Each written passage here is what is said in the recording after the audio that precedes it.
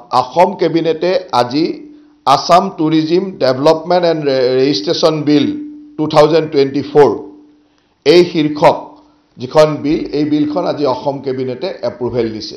এই বিলখন কেবিনেটত এপ্ৰুভেল হোৱাৰ লগে লগে আগন্তুক যি অধিৱেশন আছে আমাৰ বাজেট অধিৱেশন, এই বাজেট অধিৱেশনত এই বিলখন আহিব আৰু এই বিলখন তেতিয়া আমি পুংখানুপুংখভাৱে আলোচনা কৰিম।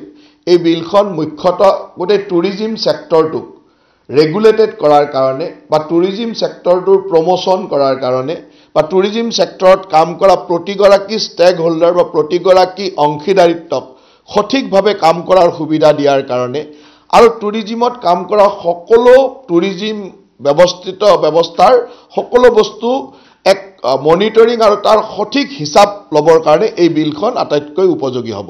অসমত প্ৰথমবাৰৰ কাৰণে অসম টুৰিজিম এখন আহি আছে টুৰিজিম বিল, আসাম টুৰিজিম বিল, যাক ডেভেলপমেণ্ট এণ্ড ৰেজিষ্ট্ৰেশ্যন বিল 2024। এইটো অসমৰ পৰ্যটনৰ কাৰণে এটা অত্যন্ত ভাল খবৰ আৰু ইয়ে গোটেই পৰ্যটন ক্ষেত্ৰখনক এটা ৰেগুলেশ্যনত বা নিয়ন্ত্ৰণ আৰু মনিটৰিং হিচাপ বা গোটেইখিনি কৰাত সহায়ক হ'ব।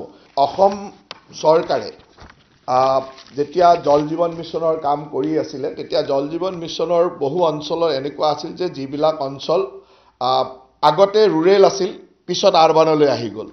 জল জীৱন মিছন সাধাৰণতে গ্ৰাম্য অঞ্চলত ৰুৰেল অঞ্চলত আমি জল জীৱন মিছনৰ স্কিম কৰোঁ আৰু আৰবানত স্কিমসমূহ মিউনিচিপালিটি আৰবান বোৰ্ড অথবা আমাৰ যি আৰবান বোৰ্ড আছে তেওঁলোকে কৰে, আৰবান ৱাটাৰ ছাপ্লাই বোৰ্ডে কৰে।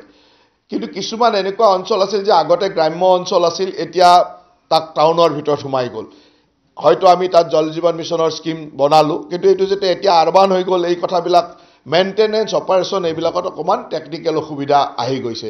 কাৰণ সেই এৰিয়াত আমি জলমিত্ৰ নিয়োগ বা সেই এৰিয়াত অপাৰেশ্যন কৰা, সেই এৰিয়াত মেইনটেনেন্স কৰা, এই খৰচ পাতি ইত্যাদি, কাৰণ আমি আৰবান এৰিয়া যিহেতু আমাৰ জল জীৱন মিছনৰ অথৰিটিৰ ভিতৰত বা সীমাৰ ভিতৰত নপৰে, দায়ৰীৰ ভিতৰত নপৰে। সেইকাৰণে আজি এনেকুৱা ধৰণৰ যিখিনি স্কিম আৰবান এৰিয়াৰ ভিতৰত সোমাইছে বা কিছুমান আধা আৰবান আধা ৰুৰেল এনেকুৱা য'ত য'ত স্কিম হৈছে, এই গোটেইখিনি ভৱিষ্যতৰ দিনত অপাৰেশ্যন এণ্ড মেইনটেনেন্সখিনি সুন্দৰভাৱে কৰিবৰ কাৰণে 100% আৰবানত পৰা স্কিমখিনি আমি আৰবান মিউনিচিপেল বা আৰবান ৱাটাৰ ছাপ্লাই বৰ্ডলৈকে হেণ্ডঅভাৰ কৰি তেখেতসকলে সুন্দৰভাৱে এইখিনি চলাব, যাতে তাত অপাৰেশ্যন এণ্ড মেইনটেনেন্সত কোনো প্ৰব্লেম নহয়, ফিউচাৰ সুন্দৰভাৱে চলাব পাৰে আৰু তাত 15 ফাইনেন্স কমিশ্যনৰ সহায়েৰে যাতে তাৰ সকলোখিনি কাম কৰি লৈ যাব পাৰে, সেই ধৰণে আমি আৰবান ৱাটাৰ ছাপ্লাই বৰ্ডক এইখিনি হেণ্ডঅভাৰ কৰাৰ সিদ্ধান্ত লৈছোঁ। লাল গণেশৰ পৰা গুৱাহাটী গড়বান্ধা ৰোডলৈকে এখন উৰণীয়া সেতু 376.11 376.11 কোটি টকা ব্যয়েৰে নিৰ্মাণ কৰিবলগীয়া এই উৰণীয়া সেতুৰ এডমিনিষ্ট্ৰেটিভ এপ্ৰুভেল দিয়া হয় আৰু আপোনালোকক জনাবলৈ পাই সুখী যে অহাকালি ৰাতিপুৱা আমাৰ মাননীয় মুখ্যমন্ত্ৰী ডাঙৰীয়াই এই উৰণীয়া সেতুৰ শিলান্যাস কৰিব বা কাম আৰম্ভ কৰিব।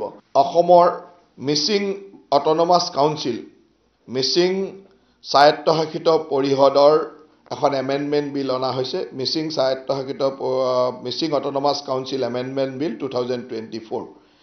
এই অট'নমাছ কাউন্সিলৰ এমেণ্ডমেণ্ট বিলত আগতে মিচিং অট'নমাছ কাউন্সিলত 36টা ইলেক্টেড মানুহ আছিলে আৰু 4টা গভৰ্ণমেণ্ট নমিনেটেড থাকি 40জনীয়া মিচিং অট'নমাছ কাউন্সিল আছিলে।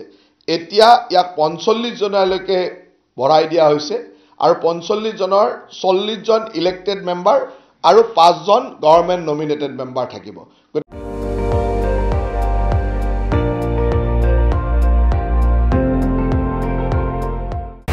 আপুনি চাই আছে ND24, সৰ্বশ্ৰেষ্ঠ নহয় সৰ্বোত্তমৰ দৌৰ।